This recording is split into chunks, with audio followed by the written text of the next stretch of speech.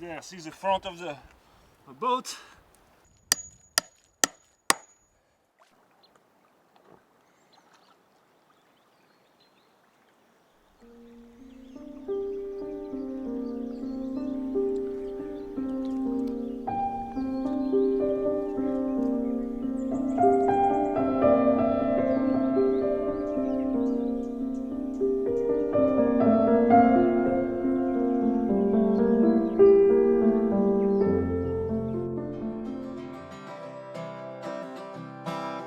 People say I'm crazy, doing what I'm doing. Well, they give me all kinds of warnings to save me from ruin. When I say that I'm okay, well, they look at me kind of strange. Surely you're not happy now, you no longer play the game. People say I'm lazy, dreaming my life away. I got blueprints right there. Look at that. Logs, and cut them at 45, so this way when I row, it should be a little bit easier to row when you're like splitting in the water like that instead of just flat. We'll see, I'm gonna learn, first time doing it. That's gonna be what rafting is all about. Feeling free with the land, you know, like surfing on some logs and floating down, drifting down the river.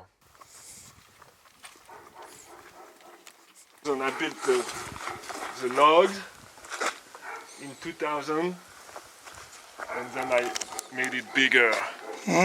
2004. I lived here for 20 years. Now we're going to the castle in the swamp.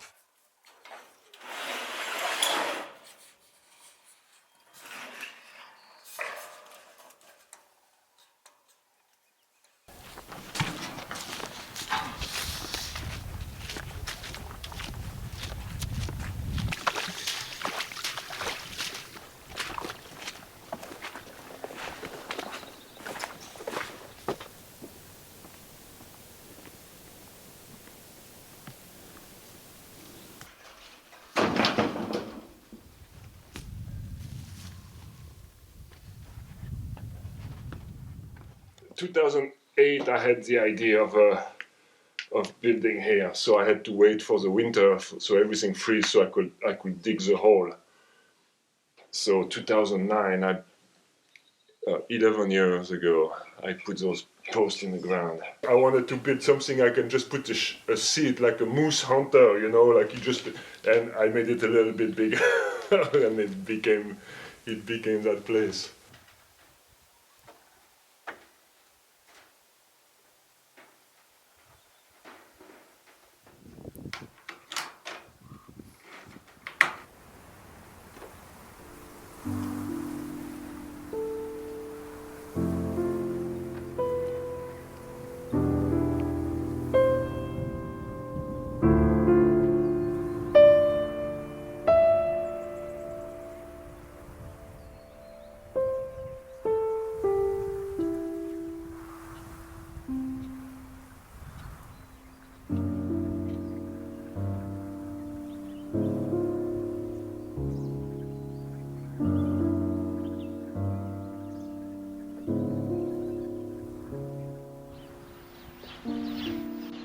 Qu'est-ce que vous pensez de cette course extraordinaire de votre petit-neveu? Vous savez, jamais j'aurais pensé qu'il arrive. Enfin, il avait la volonté. Ça, alors il avait la volonté. Depuis l'âge de 13 ans qu'il parlait de ça. Quand il reviendra, je lui dis, voilà mon champion. Vous l'avez lu celui-là d'article? Oh non, je les ai lus tous 2 ou 3 fois. Ça fait tellement plaisir. Qu'est-ce qu'elle a dit, votre voisine? Je ne veux pas vous dire ce qu'elle m'a dit. Pourquoi? Elle m'a dit, quand ces messieurs de la télé sont là, il vous faudra raffiner. Oh, j'ai dit, vous savez, moi je ne peux pas. Je ne sais pas raffiner. Alors, vous voyez ce qu'elle m'a dit. Elle ne m'a pas dit de félicitations, rien. Naturellement qu'elle ne connaît pas mon petit-neveu.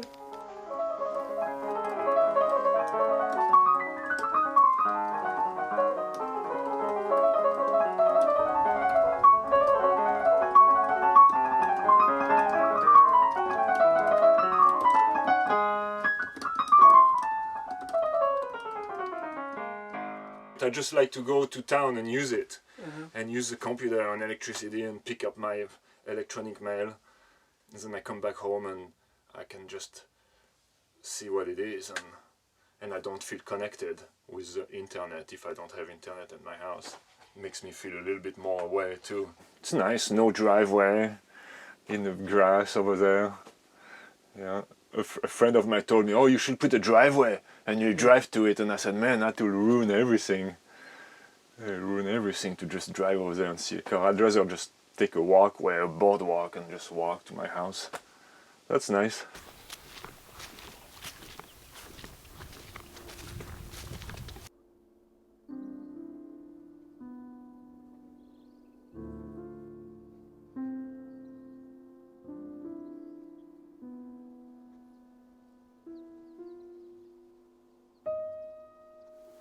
For the platform, when I didn't really know what to do. Now I saw that build a house.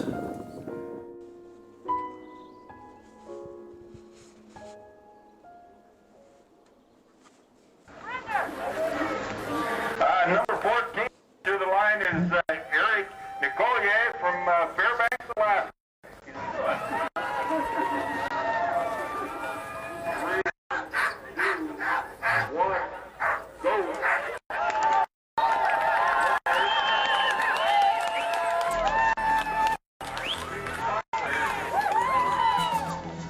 Devant Eric Nicolier, son traîneau et donc ses 14 chiens, 1160 km de contrées semi-désertiques, de neige crissante, de grand froid, de solitude, de galère.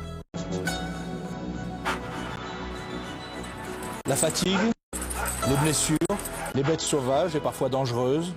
Dans son traîneau, Eric emporte une hache, un revolver, des raquettes, un sac de couchage, un réchaud pour faire fondre la neige. À mi-chemin, la frontière canadienne. Et ensuite, pendant des centaines de kilomètres, le cours gelé du grand fleuve Yukon. 1660 km d'enfer pour un rêve aux couleurs de paradis.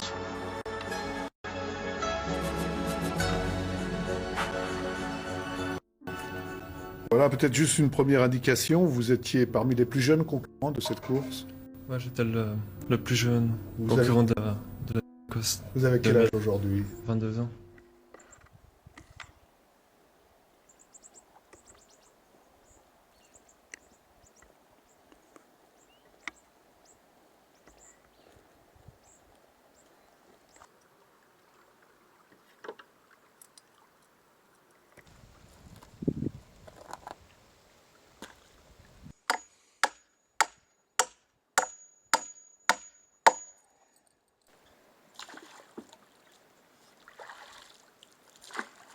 I have to eat some pellet or cook some potatoes and stop eating a lot of them.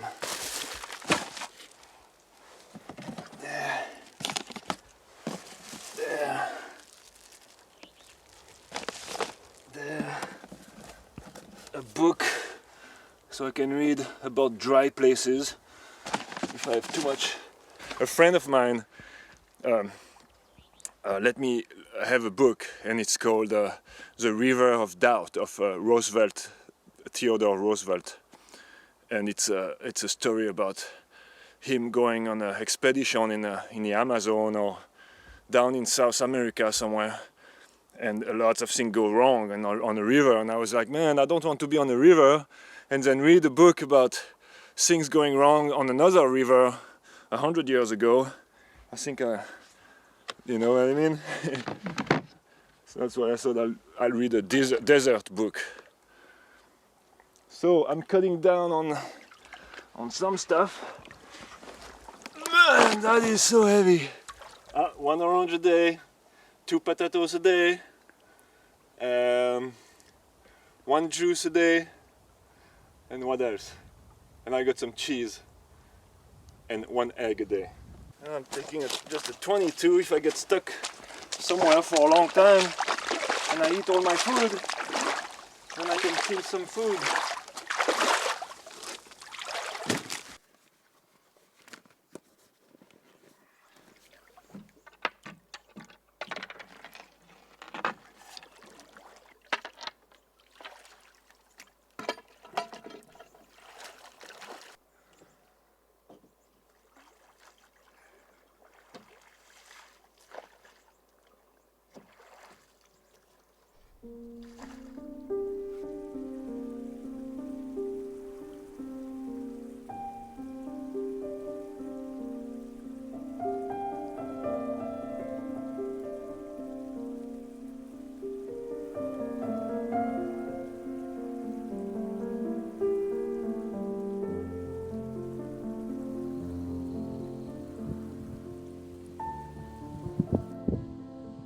I hear some dogs down the river. There's a dog musher down the river.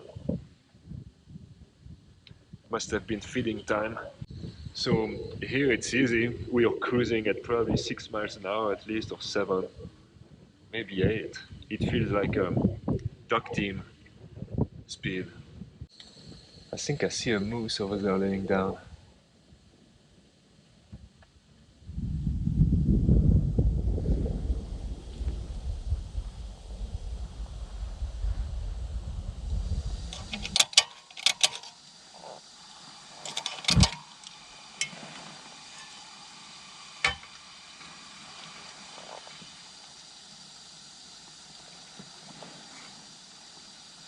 Tea time.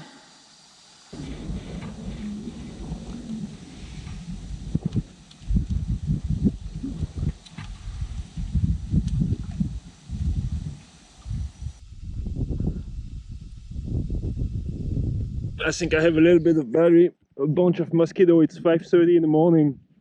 So I floated for 10.5 hours from the first departure in Eagle. Over there there's some big wolf tracks and bear tracks. I didn't take picture of them, but I'm sure there'll be more of them. Friday morning, who can I say? Oh, look out. 3:15.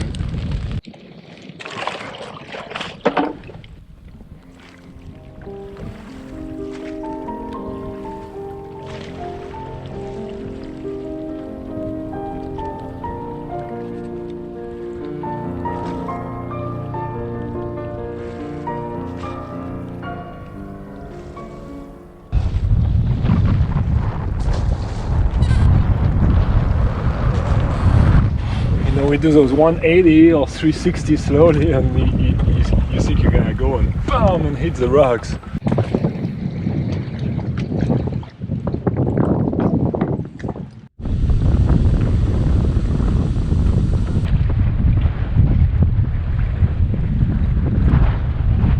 Yeah, a little bit down yesterday, blowing, and my left arm is really hurting. I touched some sandbar yesterday too, where I couldn't go back to the main channel, so I got all worried suddenly and trying to row towards the wind.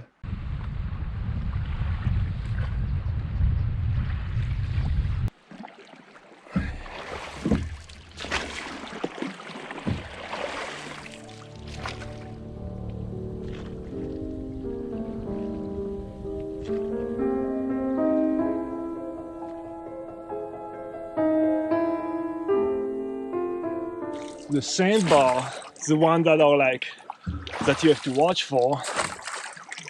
You can have an idea where they are because the water on top of it is really flat. Oh man, that's lucky if I don't get stuck.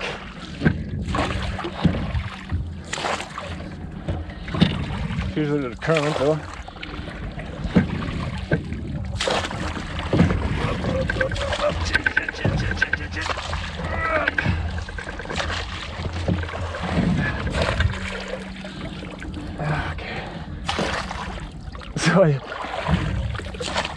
So here's a raft getting stuck on the left side.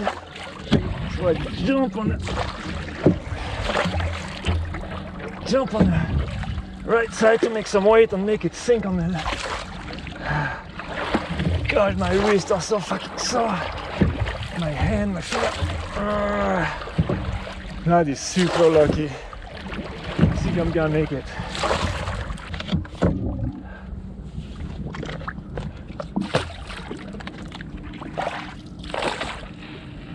Holy smokes! Eric's the captain. Don't jinx it, don't jinx it. Okay, that's kind of a pain in the ass. So. Let's see. Okay. Back to the oar. Might work a little bit better. Ooh, touch the bottom again. Okay. Someone is gonna be lucky to be in circle. I can see circle. People are gonna be like, what the fuck did you go through? I got to circle a little bit ago, scraping the bottom of the Yukon River with my raft, and I got super worried on the mud on that silt, man. It would be really mucky if you get stuck.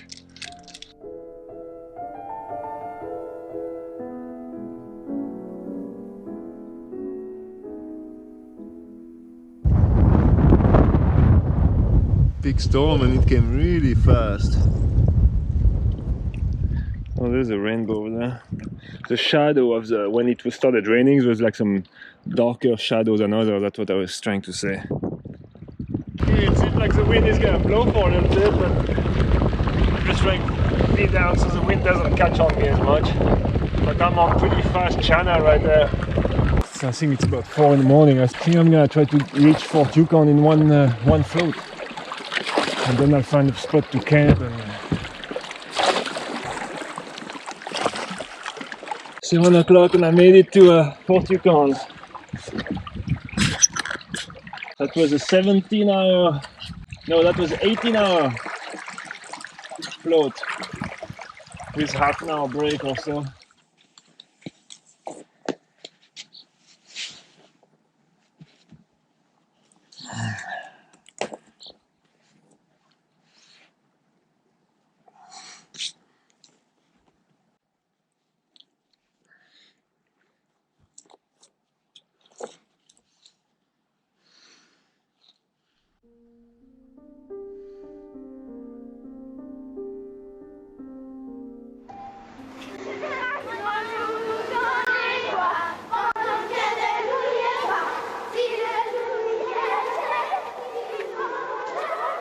Quand je me rappelle comment il était en classe, c'est un élève qui était discret, on ne l'apercevait pas. Discret, on ne le voyait pas, il était à sa place. Mais par contre, en regardant bien d'un peu plus près, Eric avait régulièrement le regard posé sur l'extérieur. Donc il regardait au loin et puis il rêvait, je sais pas quoi, mais il pensait à autre chose, comme les oiseaux, hein. Partir peut-être. I just saw a black bear going right by my tent. Big, slow male probably. He must have smelled me, but didn't bother.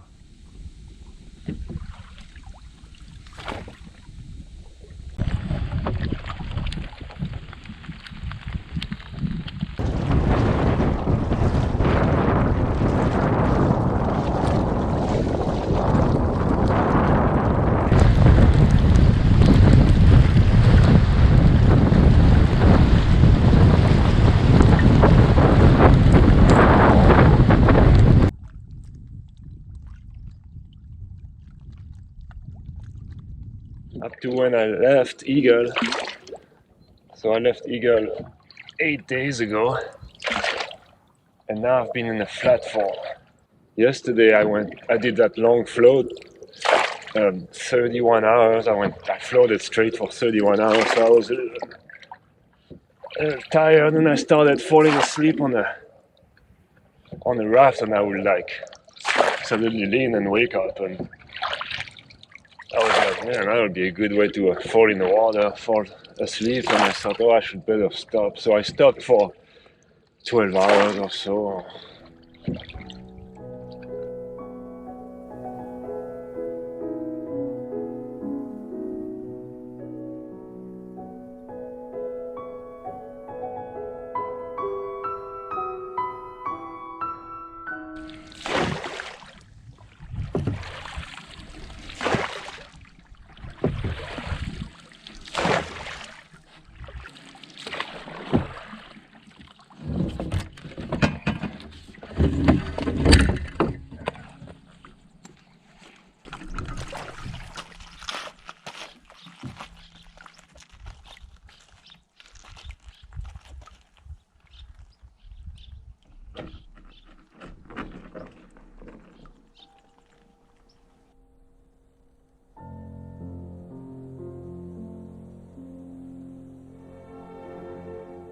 Qu'est-ce qu'il évoque pour vous, ce livre? Des souvenirs, c'est-à-dire qu'il y a maintenant bientôt 10, 11 ans, je l'ai acheté tout bêtement. Pour vous? Pour moi en premier. Et puis mon fils l'a trouvé, il l'a lu. Il a trouvé ça formidable. C'est génial, l'Alaska, des grandes étendues de neige, tout ça, il trouvait ça génial. Et il l'a tellement lu et relu que quelques temps après, il me fait, mais tu sais, ce livre, c'est vraiment très très bien. Et puis son père, à l'époque, il lui a dit, puisqu'il est si bien que ça, tu dois l'avoir appris par cœur. Et il lui répond, oui, oui, tu peux ouvrir n'importe quelle page, je te la récite. Alors, on a pris le livre, on a ouvert, page, je sais pas, 142. Il nous a récité la page 142 vraiment par cœur, comme si il récitait une poésie. Et puis depuis là, je pense que c'est les rêves qui sont partis. Bon, moi j'ai regardé les images et je pense que ça a pu faire rêver Eric, faire de l'imagination et qui s'imagine des grandes étendues de neige, de plat, de froid et tout ça. Et depuis là, je pense que dans sa tête, ça a beaucoup marché, ça s'est concrétisé et petit à petit, ça s'est installé. Et c'est vrai que au bout d'un certain temps, l'idée d'aller en Alaska, ça lui est venu, je pense, de ce livre, ouais.